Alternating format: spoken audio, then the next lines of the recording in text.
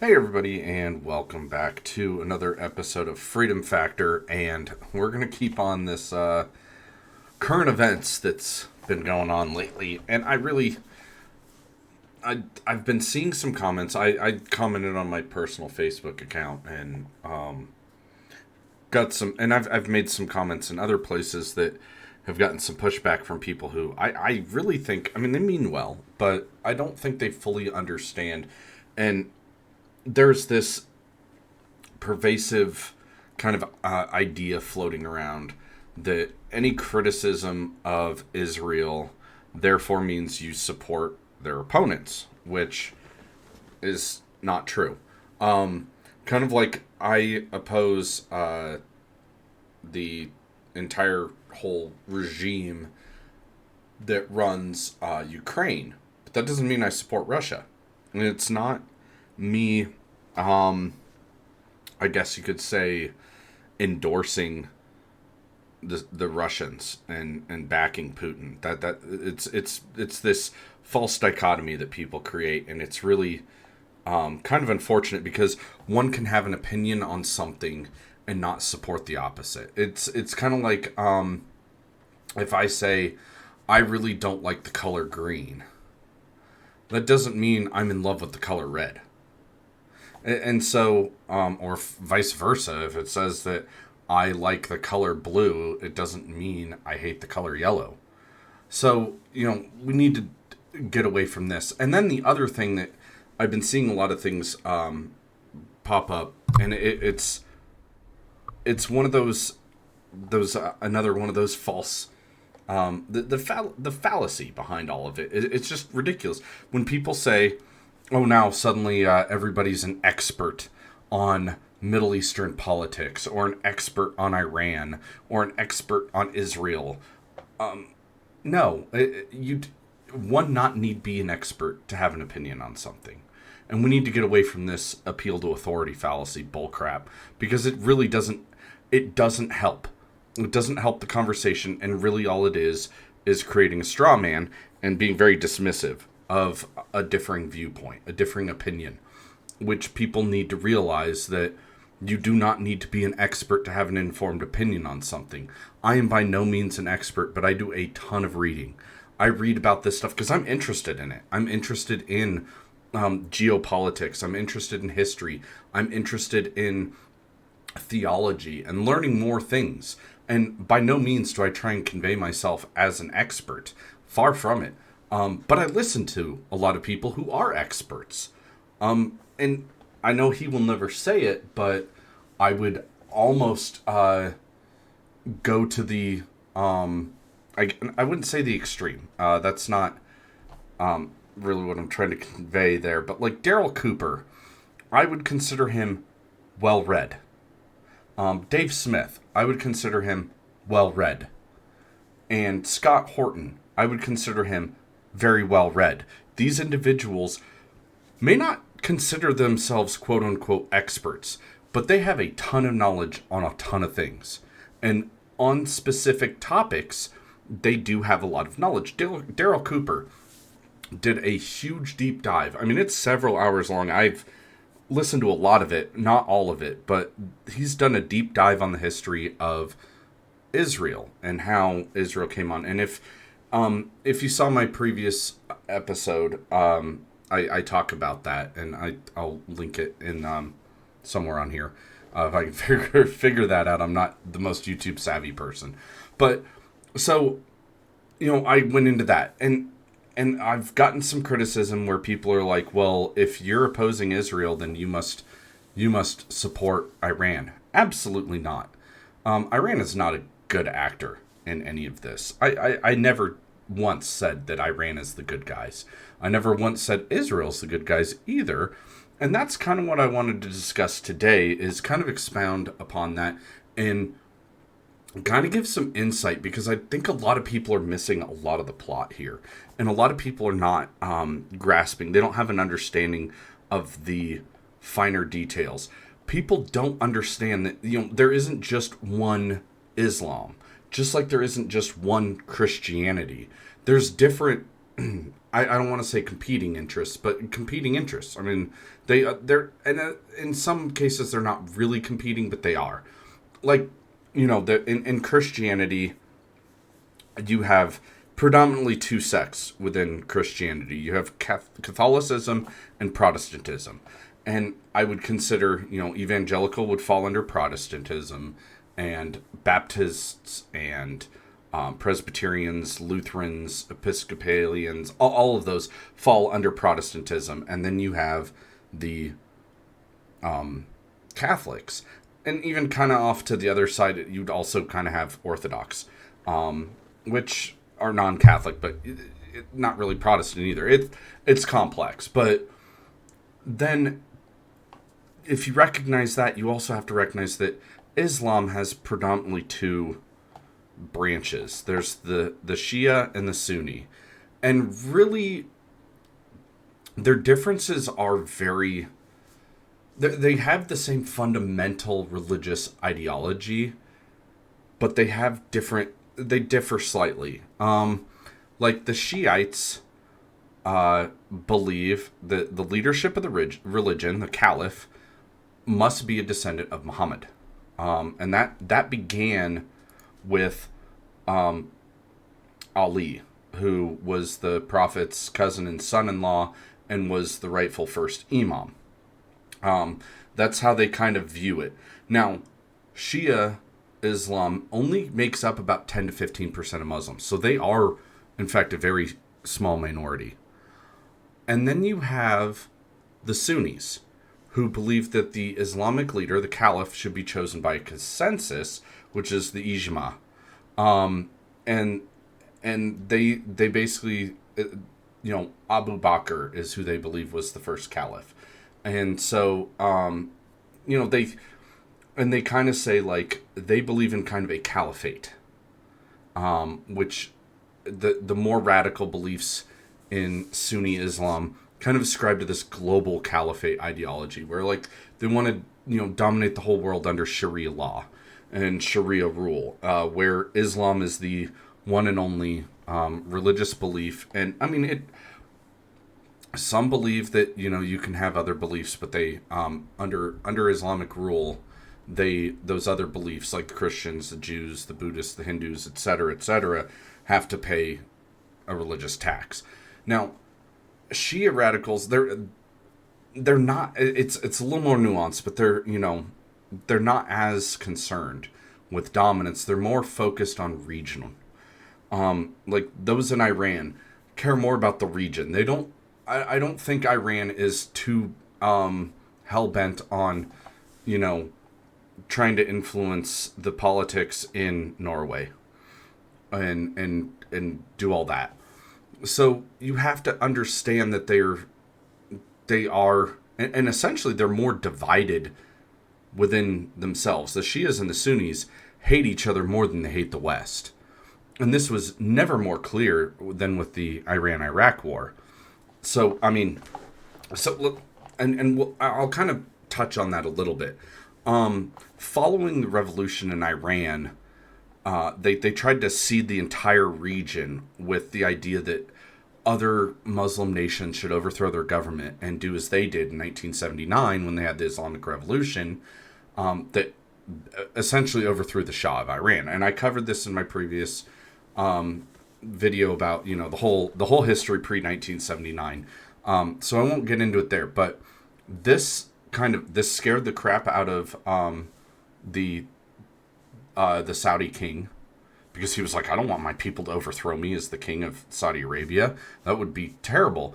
And this especially scared someone we might all, remember, especially if you're an American. And that is, it scared Saddam Hussein.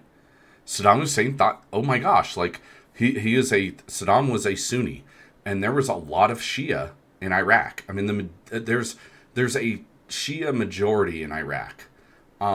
Basically, Iran, Iraq, Bahrain, some parts of Lebanon and Yemen are Shia majority. The rest of the Muslim world is predominantly Sunni.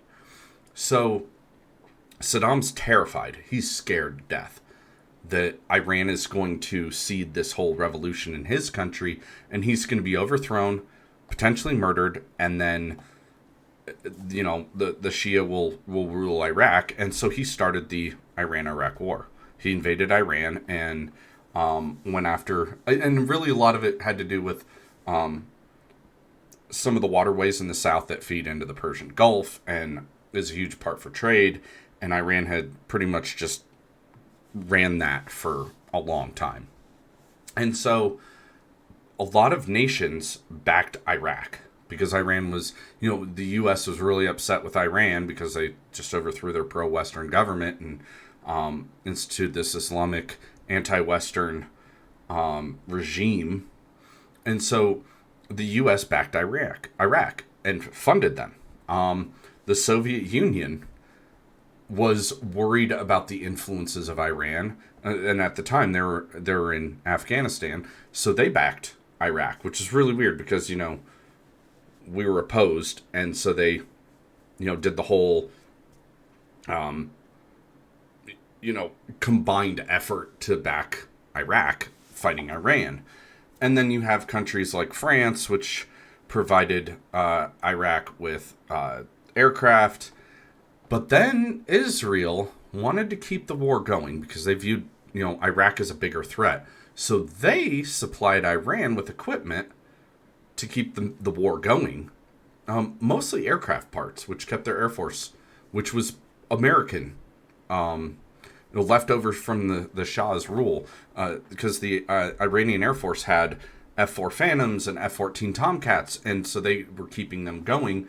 And that spread the war to, the Persian Gulf, and then that led to that the tail end of that conflict led to Operation Praying Mantis, which is the big operation where basically an American ship got damaged by Iranian mines, and so in 1988, the United States basically bombed the ever-loving crap out of, or destroyed most of Iran's navy. So there's that. And so basically the Shia and the Sunni angle on this, I think, is really important because you have to recognize that what Scott Horton calls them, the Bin Ladenites, these Bin Laden-esque jihadists, they're predominantly Sunni. I mean, 99.9% are Sunni. And Iran, being Shia, supports organizations which are Shia, Hezbollah, and the Houthis in Yemen. The exception here, though, is Hamas. Hamas is Sunni, but they're aligned with Iran based on shared political goals, not religious goals. So this is one of those interesting aspects that's kind of like they're able to set aside their differences to basically oppose Israel.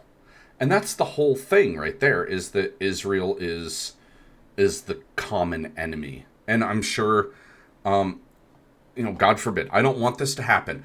And I can't believe I have to preface this. I don't support Iran. I'm not defending Iran. I'm trying to lead to further understanding. And also, conversely, I don't support Israel in this war. I think that there are other ways. We were trying to have peace talks, and I think that Israel sabotaged that. And Israel has a history of doing so, that they sabotage. And that's not absolving the Palestinians, because Palestinians, obviously, they've sabotaged the peace process several times. Hamas especially. Hamas and Hezbollah are two of the biggest opponents to peace in the region. But so is Israel. And so we need to understand that. That basically, so kind of leading into it, first kind of getting into Israel. So with Israel, they can't grant full sovereignty to Gaza and the West Bank.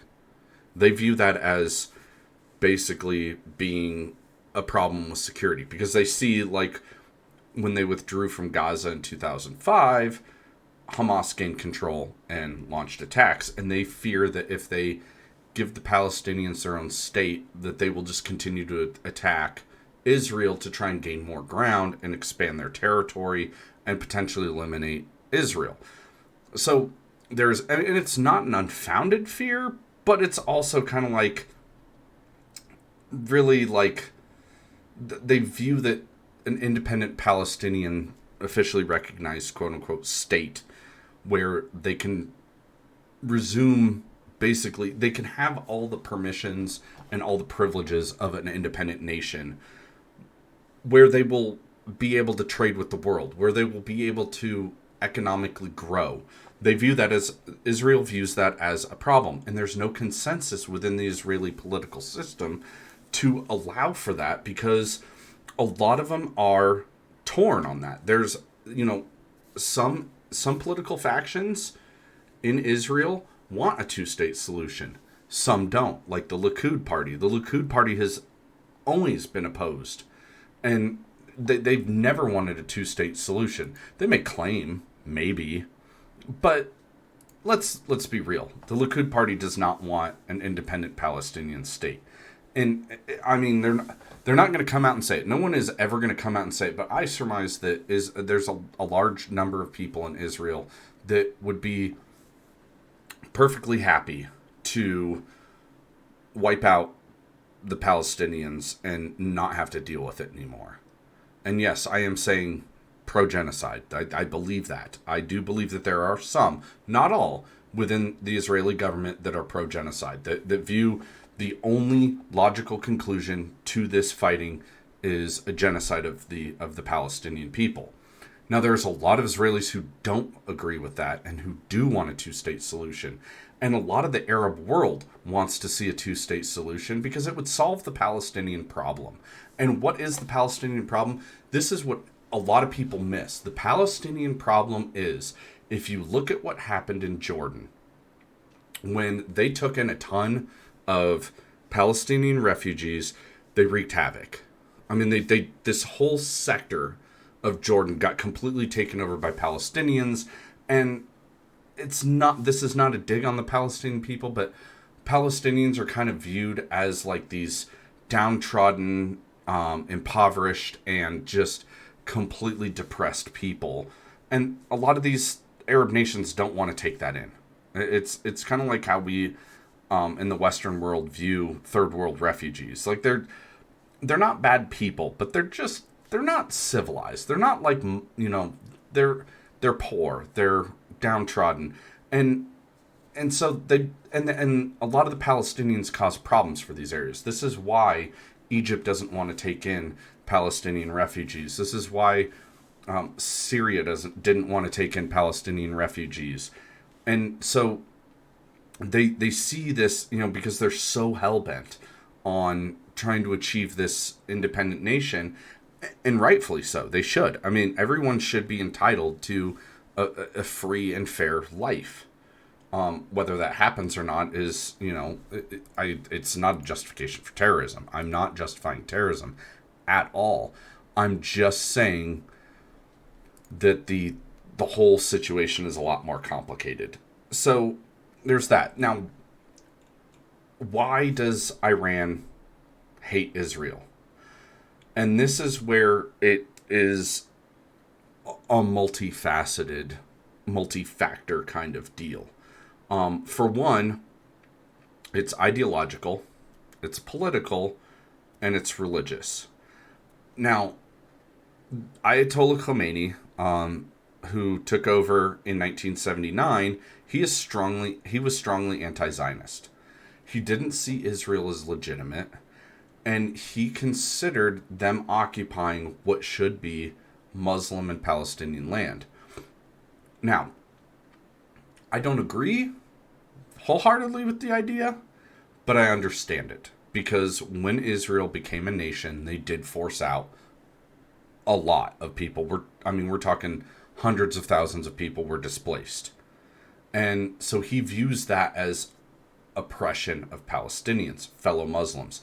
Even if Palestinians are, you could say not in line with Iran's beliefs, but they're Muslims. So it's kind of that, we hate the West more than more than anything. So, and they view it as they view the oppression of Palestinians as Western imperialism. And so that's why they back Hamas and Hezbollah. So it's kind of like it is, to a certain extent, it is an ideological difference too. I mean, they don't view Jews as, even though they're part of all the Abrahamic religions, they don't view Jews as being comparable to Muslims. And that's the thing that it's really weird when they say, the people of the book are our friends and of similar beliefs, but they don't fully believe it to the end. That's why I have a very healthy distrust of Islam. But that's another conversation for another time.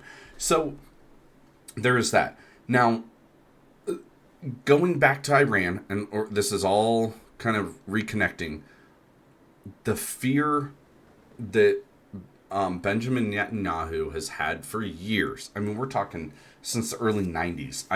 91 or 92, he started saying, Iran is really close to a nuclear weapon. And this is where we really have to acknowledge some cold hard facts. So the first fact about all of this nuclear armed Iran is a signatory to the Nuclear Non-Proliferation Treaty, the NPT. Iran signed it in 1968 and ratified the treaty in 1970. And they agreed not to pursue nuclear weapons, and they accepted safeguards and inspections from the IAEA, the International Atomic Energy Agency. So the IAEA could basically inspect and confirm that their nuclear program wasn't in the pursuit of weapons. Now, everybody, I immediately can tell right now, people are going to jump on the opportunity to basically call out and say, well, hold on, time out. 1970, well, 9 years later, the Ayatollah came to power, and what about that treaty? They never withdrew from the treaty. That's the thing. They are still under the guise of the NPT, and in fact, they've never officially withdrawn. They've reduced cooperation in the years because of U.S. sanctions and the Iran nuclear deal of 2015, but still they have allowed inspections since 1979. They've allowed IAEA to inspect their nuclear program, and they have enriched uranium for peaceful purposes. They've even sent uranium to France, and France has assisted with Iran's nuclear energy program. Now here's where a lot of the confusion sets in, where people kind of get things twisted. So to understand uranium, you have to understand the physics behind nuclear fuel and nuclear fission and all that. So uranium is a metal that comes from the earth. It is kind of a rarer metal than most, and about only a fraction of uranium. So there's uranium-238 and there's uranium-235. There's a whole, I can recommend a ton of videos to go watch which go around the difference, but just to kind of summarize in the best way possible without delving too deep into the weeds here, uranium-235 is what's needed for a sustained reaction, where you have criticality and you have fission, basically the release of energy. And so you have to refine 238 to make 235. And how this is accomplished is a number of ways, but there's the most common and most economically feasible is the centrifuge technology, where you feed it into a tube and it spins really fast and it separates out the heavier 238 and pulls out the lighter 235, and that 235 is what gets you to nuclear fission product. And you get from like 0.07% up to, and depending on how much you enrich it and and it's I don't fully understand it, but it's a lot more complex. But to fully enrich it to the point where it's viable for, say, nuclear power, you need to get to about 3.5 to 5% enriched uranium. So basically, 3 to 5% of that uranium is 235, and that's what you need for nuclear power. That's what the rods are made out of. Are a 3 to 5% 235 uranium that is used to create nuclear power. It's a very low threshold in enrichment process to generate what's needed for nuclear fission to create energy, basically, for nuclear power plants. And then I've read like medical grade is like somewhere in like the 20 to 30% enrichment range. So, you know, you've got some enrichment. However, as what we've now known, Iran is at 60%, which is far beyond peaceful energy production levels. However, to get to nuclear weapons enrichment, to get to that threshold, it has to be 90% enriched because it requires so much more enrichment. You need so much more of that U-235 in order to create the basically runaway chain reaction of nuclear energy to a degree that, so you have the chain reaction that's used to create power. So it's not, it's not reaching that point of criticality. It's, subcritical to create power. You have that, basically it's like a continuous reaction to create energy. However, when you have more 235 in a higher, tighter concentration, and you basically get it to the point where it goes critical and releases more energy, you need more of it, of 235 to create that runaway chain reaction to create a nuclear explosion. Iran doesn't have that. And people will say, well, they don't, if they're at 60% enrichment and they're stockpiling this 60% enriched uranium, there's only one purpose for that, and that's to create nuclear weapons. And yes, that puts them on the doorstep. All they need to do is further enrich the uranium to get to the 90%.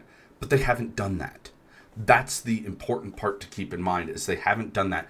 This is them creating a deterrent where they're saying, no, we don't have weapons grade uranium yet, but we're close.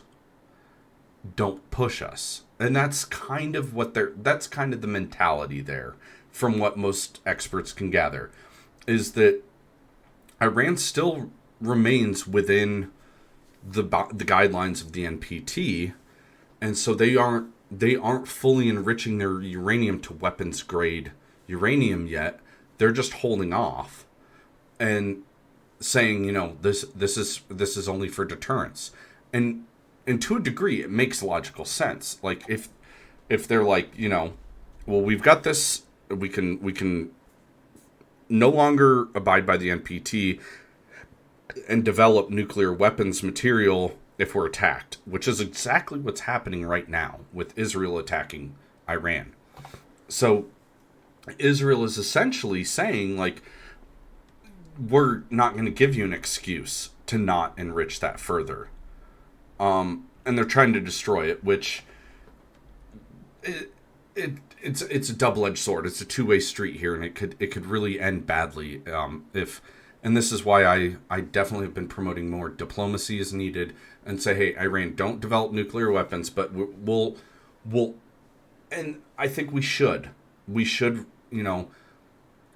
work with Iran to try to normalize relations and eventually get to the point where maybe we'll reduce sanctions. That would be kind of like extend the olive branch instead of just continuing this fight, because it's like what I said, what I've been saying with Ukraine for the longest time is that, Ukraine wouldn't have happened if we hadn't continued to treat Russia as adversarial following the fall of the Soviet Union. We didn't fully incorporate Russia into Europe. We didn't fully incorporate Russia into the West. We kind of still treated them like at arm's length, as if they were kind of like the bad guys still. Even though they were ready. They were ready to have we have all these, conversations and promises and deals, and we were normalizing relations, and then we just never followed through. And so that's where we ended up with Iran. Yes, I get it. Like, Iran bad.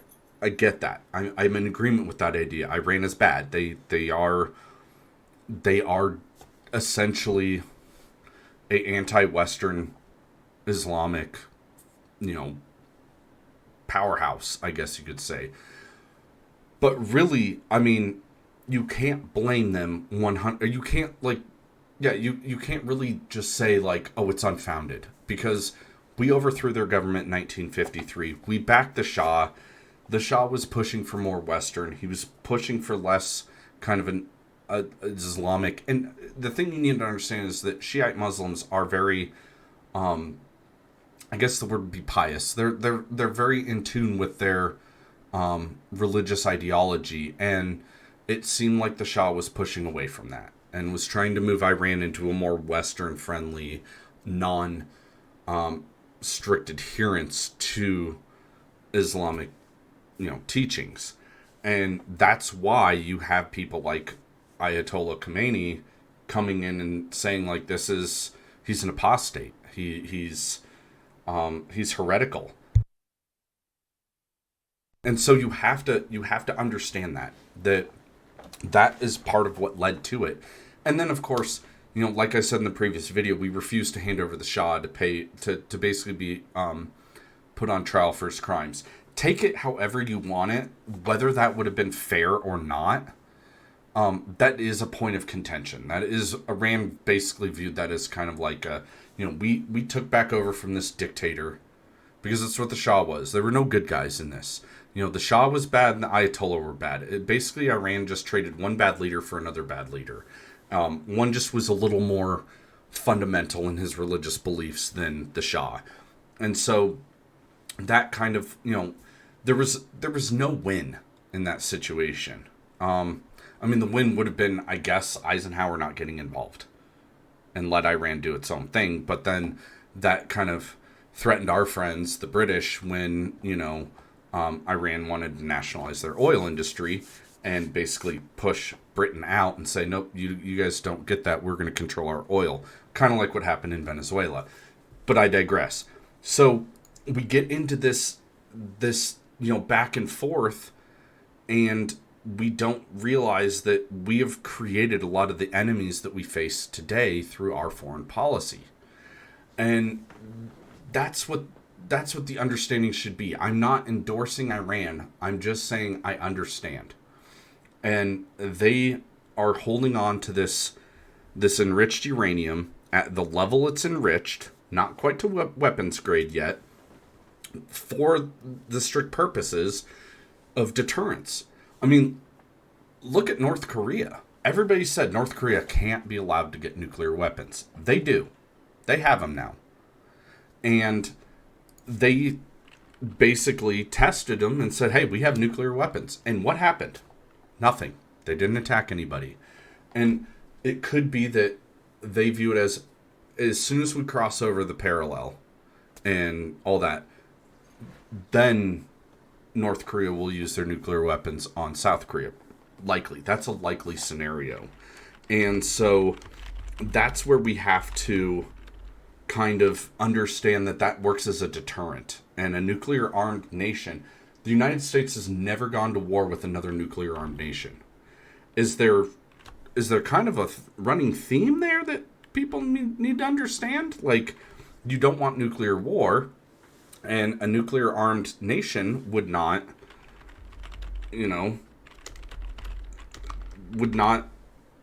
cause a problem. You don't want that. Mutually assured destruction is kind of a pretty big proponent of kind of staving off nuclear warfare. That should be a big deal. And now, technically speaking, North Korea used to be part of the NPT, but they were the only country to withdraw from it. I mean, they had this, they withdrew in, I believe it was 2003, and then they resumed their nuclear program, and so that's how they got to nukes. But they haven't used them, and they have them, and everybody. So it's kind of that unfounded fear. We fear what might happen. Now, the big fear is that a lot of people have with Iran getting nuclear weapons is I don't think Iran. I think people don't, like, logically it doesn't make sense. Iran would never use a nuclear weapon because the second they did, the U.S., potentially France, Great Britain, definitely, probably Israel, would completely destroy Iran. Like, once one nation crosses that line in using nuclear weapons, there's no going back. I mean, you get into, it's like a nuclear chain reaction. Once one hits, it's going to keep going in perpetuity until whatever happens, everything is destroyed. It's a no-win scenario. And Iran has to recognize that. We recognize that. It's a no-win scenario. That's why we have such safeguards. That's why there is such stringent control on the deployment of nuclear weapons. You cannot deploy nuclear weapons without, basically, it's a last-ditch effort. And that's why, I personally don't believe that if Iran and further enriched uranium to 90% and was able to create a nuclear, and it's not so much the point of once you have weapons grade uranium, that 90% enrichment process completed, and that you're not done yet. You still have to create a bomb. And now anybody with an internet connection can tell you how. I mean, because it's all out there. It's almost common knowledge that, how to create a nuclear bomb. You create an explosive shell around that subcritical mass, and you compact it to the point where it goes critical using conventional explosives, chemical explosives. And that's what happened with, the atomic bomb dropped on Hiroshima. It was a device that used conventional explosives to compress the core and have it go critical, and then you get your runaway chain reaction, atomic explosion. It's not secret information. It's not like this holy secret that, only a few people have unlocked. But the technology is incredibly difficult to get to because of the enrichment process and then the handling of that uranium core, which, I mean, I can't remember the exact weight, but it's a pretty dense piece of enriched uranium to create a nuclear explosive. So they would have to enrich the uranium to that point and then create the device in order to do that, and then test it to make sure that their technology works, and then create their nuclear weapons and put it into some sort of delivery device, whether it be an airdropped bomb like what the first atomic bombs were, or whether you put it on the end of a warhead in a missile. So there's that. And then there's the whole other portion about, getting to a hydrogen bomb, which is completely, separate and above. But either way, an atomic weapon is still extremely devastating. I mean, just one atomic bomb dropped on Tel Aviv would completely change the course of human history. And so we want to avoid that. Absolutely, 100%. But I don't think Iran will get to that point. Even if they did develop nuclear weapons, I don't think they would aggressively use them. They would more use them as a deterrent. And to be perfectly honest, everybody, I said this before and I'll say it again. The Israeli attack on Iran would never have happened if Iran was a nuclear armed country. I 100% guarantee that. And then the other fear is, what if Iran developed a nuclear weapon and then sold it to terrorists? Now, one, I don't see them doing something like that with regard to Hezbollah. I don't see Iran giving a nuclear weapon to Hezbollah because everybody would know. It would be like, Iran, you provided a nuclear weapon to Hezbollah, and if Hezbollah used it against Israel, now you have completely just, all bets are off, and Iran is subject to complete and total annihilation.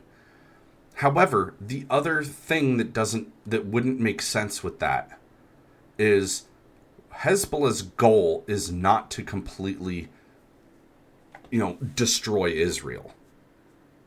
Technically, yes, they want to destroy the Israeli people. They want to. Their goal is to get back that land that they were that the Palestinian goal is to regain territory. That whole from the river to the sea, Palestine will be free.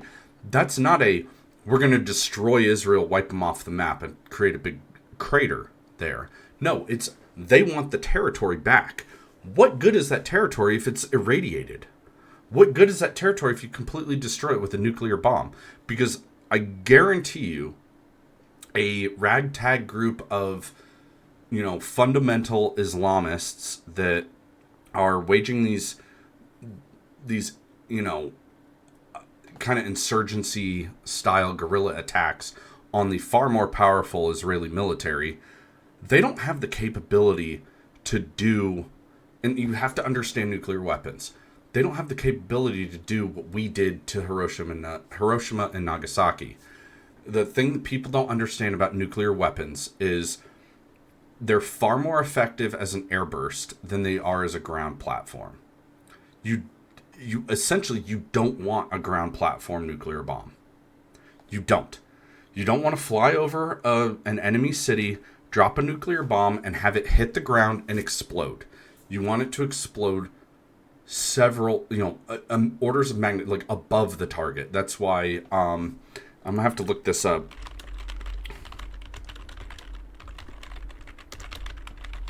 Let's look at how high was the Fat Man atomic bomb. Was about 1,650 feet above Nagasaki. That's where you want it. So an air blast, basically, and it is an implosion type bomb. So the airburst of a nuclear bomb has a wider blast radius, and it causes more damage across a broader area, but has the added benefit that you don't have nearly as much radioactive fallout. That's the big problem with nuclear bombs. Nuclear weapons, if they detonate in the air, and a lot of our hydrogen bombs, I don't mean to say bombs, a lot of our hydrogen missiles, we do have airdrop bombs, but the predominant technology currently in employment today are things like the Trident and the Minuteman missiles, which have a nuclear warhead that goes into the atmosphere. It separates from the missile itself, and then the warhead, whether it be a multiple reentry vehicle or a single warhead, they're designed to explode over the target, not on the target, if that makes any sense. So like conventional bombs, when you drop, let's say, for instance, a GBU-24, which is a airdrop bomb that we put on aircraft. You drop a GBU-24, that bomb is going to hit the ground and explode. The fusing device is made for either a nose or a tail fuse. It's going to hit the ground and explode. Atomic weapons or nuclear weapons, especially thermonuclear weapons, you want them to explode at a high altitude above the target, usually a few thousand feet, to maximize the blast radius and minimize fallout. Fallout is what kills on the longer scale. That's why Hiroshima and Nagasaki are still inhabited today, because the fallout was minimized. There's still fallout, but it was minimized. And so terrorists using that against Israel, let's say like a suitcase nuke, which was the big fear back in the 80s, that the Soviet Union had developed smaller scale suitcase nukes that were much lower yield, but were still very destructive. Or like, say, a dirty bomb, where a dirty bomb is basically you use conventional explosives and an irradiated material to create basically a non-nuclear but radioactive spreading device. Like if a dirty bomb blew up in London, like they feared back in the 80s, a dirty bomb would kill a lot of people initially, but it's the radiation fallout effects afterwards that cause more damage. It's a longer term damage, whereas an airburst nuclear weapon kills a ton of people right away, and then you have lesser radiological deaths resulting afterwards, months, years later. Whereas the fallout from a dirty bomb or a land-based nuclear explosive, that has the, let's go with the land-based nuclear explosive. The land-based nuclear explosive would kill a ton of people initially, and then you'd have many, many more deaths following that from nuclear fallout. And the fallout could spread, the wind could push the fallout, like we saw with the Chernobyl incident. The fallout pushed as far as, Scandinavia. They were experiencing radioactivity up there because the prevailing winds and the jet stream would carry that fallout. And what fallout is irradiated particles like dirt, dust, stuff like that spreads. And that is what kills it. So Hamas or Hezbollah using that against Israel does not make sense if they want the territory back, because it's irradiated. You can't live there. I mean, look at the testing sites all throughout the American Southwest, mostly Nevada. They're still in Utah. They're still suffering the effects of fallout from nuclear testing. All the nuclear tests, that whole area is dangerous. You can't go to a lot of the nuclear test sites. That's why Alamogordo, New Mexico, where the Trinity test took place, which we're coming up on the 80th anniversary of the Trinity test in less than a month, in a couple weeks.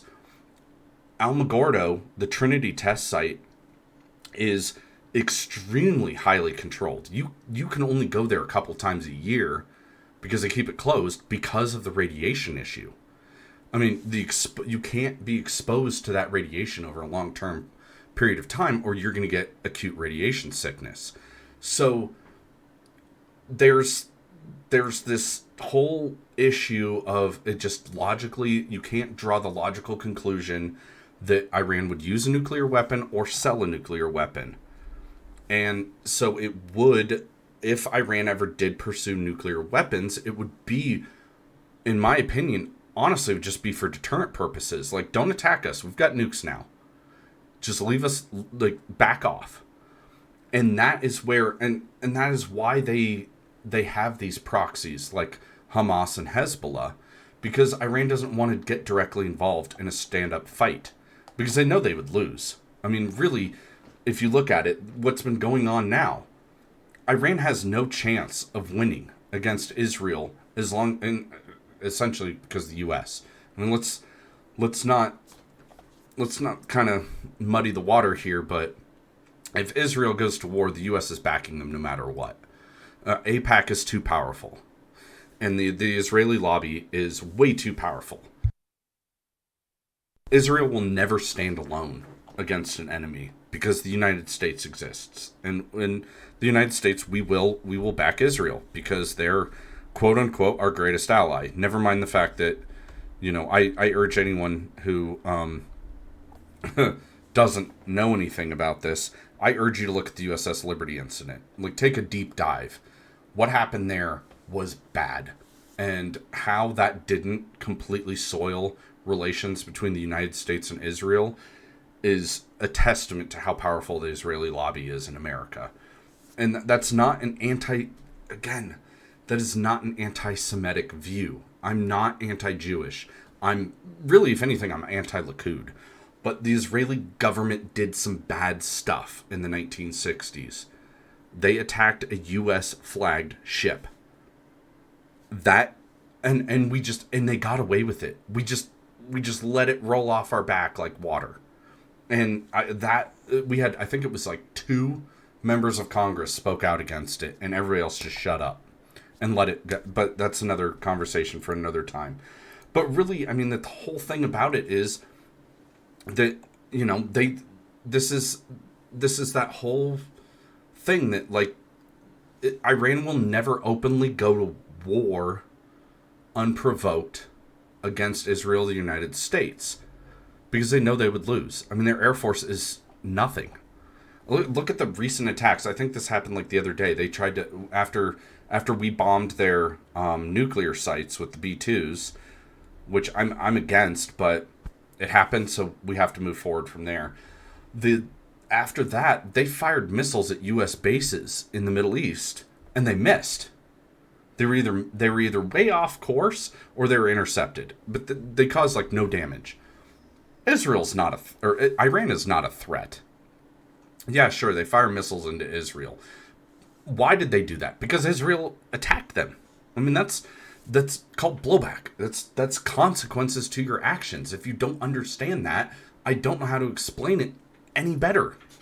I mean, I understand, yes, Israel's pissed off because Iran is backing Hezbollah and Hamas.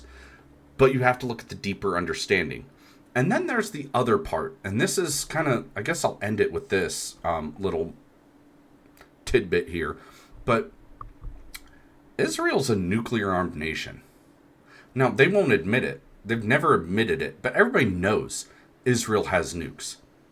It's no secret.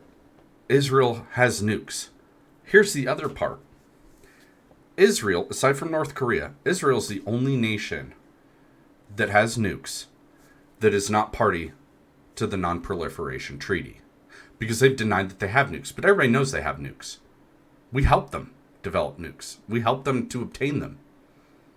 And Israel is not party to the NPT. They are also they're not subject to the auspices of IAEA. So, technically speaking, Israel has illegal nukes. They're opposed to Iran obtaining illegal nukes when they have them themselves. That's hypocritical. There's a wild contradiction there. That Israel has said for years that they're so close, that Iran is so close to having nuclear weapons. Bro, you have nuclear weapons. You have no room to talk. And honestly, I mean, if you really want to get into it, I am less concerned with Iran having nuclear weapons than I am with Pakistan. Pakistan and India have been several times in my lifetime on the verge of all-out nuclear war. A lot.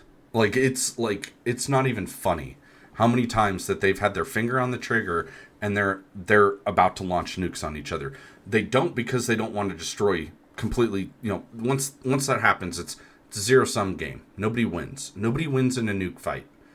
Nuclear war does not determine who wins, only who is left. So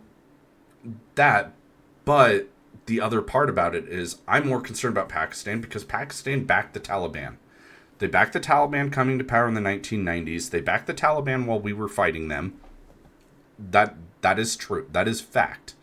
You can choose to ignore it or you can be oblivious to that, but it is a fact that Pakistan has supported the Taliban since day one and continues to do so to this day. The ISI was working with the Taliban, the Haqqani Network, and other anti-Western militias. Why do you think that the tribal areas haven't been completely dealt with? They say, yeah, we want to rid the tribal areas of these bin Ladenites and these jihadists, but they don't really do a serious effort to do so. And let's be honest, if you really believe that Pakistan didn't know Osama bin Laden was in Abbottabad, if you really think the government was not aware of him being there, and that it took a deep dive CIA operation to discover him for the United States, Pakistan knew. They knew. There's no way. That is like saying that, because you have to understand the significance of Abbottabad. Abbottabad is basically Annapolis, or really West Point, but yeah, West Point to Pakistan. It's one of their largest military academies, right there in Abbottabad. It is a major military hub, and you don't think that they knew that Osama bin Laden was living right in their backyard? Then I've got some really nice beachfront property to sell you with great ocean view in the middle of Kansas that I'll sell you cheap. Because I don't buy it. I don't buy it for a second that Pakistan didn't know. So, and Pakistan is nuclear armed. They're the only Islamic nation that has nuclear weapons. Just putting that out there. If Islam is such a problem, we should be more concerned about Pakistan currently having nuclear weapons than the potentiality of Iran one day having them. So, and there's also the other on the Iranian nuclear program thing. One more thing I have to say, because a lot of people don't understand this. Iran has consistently said that they're not pursuing nuclear weapons. Now, you can say that they're lying, sure. I mean, I don't trust them.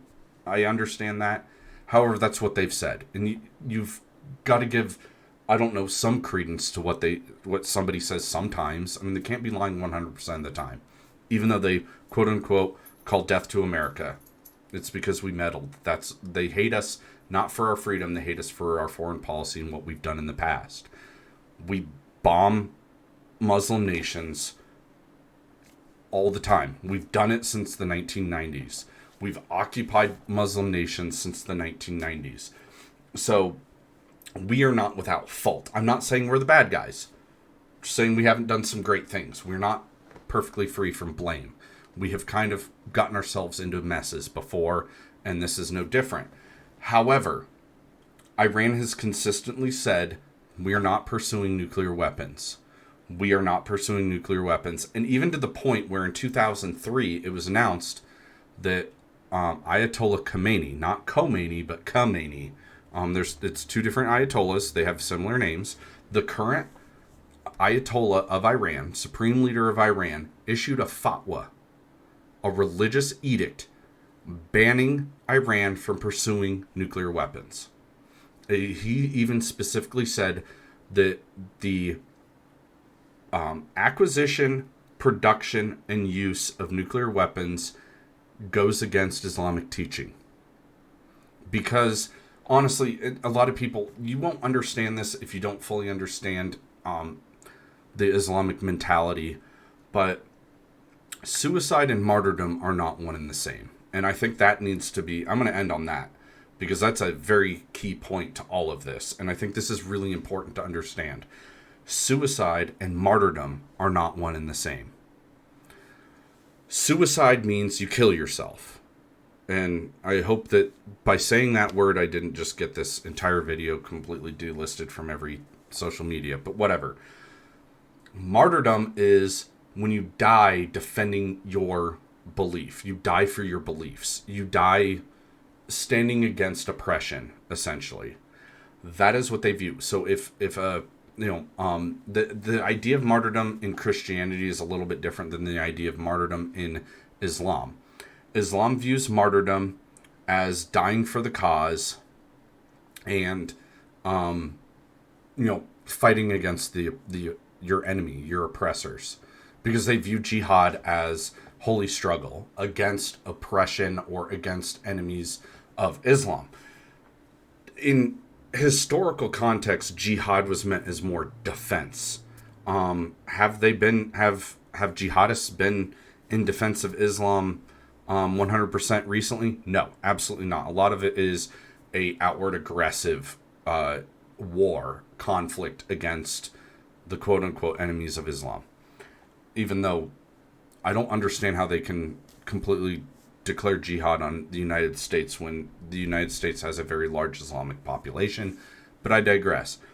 So, them basically launching nukes and then getting nuked themselves, that does not grant them martyrdom status, if that makes sense. Retaliatory strike for their aggressive act is not the same as martyrdom. They don't view sacrificing their people to kill, non-believers as martyrdom. And so there is that distinction that you have to understand, that within their ideology, dying for their cause sends them to paradise. Suicide does not. And them utilizing nuclear weapons would be suicide. It would not be martyrdom. And so that's kind of a distinction people need to understand, because you can't be granted martyrdom status if you're the aggressor, generally speaking. Generally. I mean, there are some imams, very radical imams, who believe that, actually, yes. But in terms of the employment of something as catastrophic as nuclear weapons, it does not get to the threshold of being legitimate use under their holy war ideology. Now, a lot of jihadists will twist that. These far radical Islamists, which really, I mean, you got to figure in, and I could do a whole deep dive on this one day, maybe I will, on the radicalized Islamic beliefs and the tradition, and I guess the kind of like mainstream Islamic beliefs. The radicals only make up a small percent. The last I saw, it was like 8 to 10%, which in a religion that is one of the biggest religions in the world, that's still a lot of people that hold those beliefs.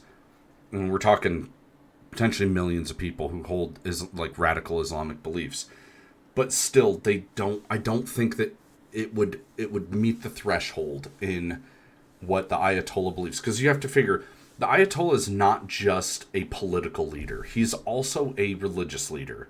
He is viewed as a religious figure within Iran. He is a cleric, so to speak, in the Shia belief system of Iran. So he is both political and religious. So he understands. I'm sure he understands probably better than most the whole, which is why he issued the fatwa, and he has never rescinded the fatwa. So he has straight up said we cannot have nuclear weapons. Now, would he go back on that if it meant defending the survival of Iran? Probably. If it meant that to avert complete destruction of Iran, or even to avert him being completely, removed from power, because people in power want one thing, to hold on to that power. And most of the time they want an expansion of that power. But really the number one thing they want is to retain power. They want to stay in power, especially if you're a, dictatorial authoritarian leader like the Ayatollah. Like I said, not a good guy, but I'm just trying to grant a little bit of understanding to this whole situation. And so I've gone really long on this, and I apologize, but there's a lot to cover. There's a lot of very important, minute details that people need to understand before we can just jump into this. It's a black and white. There's so much gray area with this that you really have to understand why, how, and what extent the broader implications of all this are. And that's kind of why I wanted to make this particular topic the topic of discussion today. I'm hopeful for peace. I'm hopeful that, I haven't fully delved into the most current, but the whole ceasefire. Hopefully this leads to some sort of ceasefire. I'm hopeful that Donald Trump can kind of fulfill his promise to be a, no new wars president, and maybe get some semblance of peace in the region. Maybe get the fighting between Iran and Israel to stop. I'm thinking that a lot of this, has also drawn attention away from the Gaza war. So Israel can do whatever the hell they want, and everybody's focused on Iran.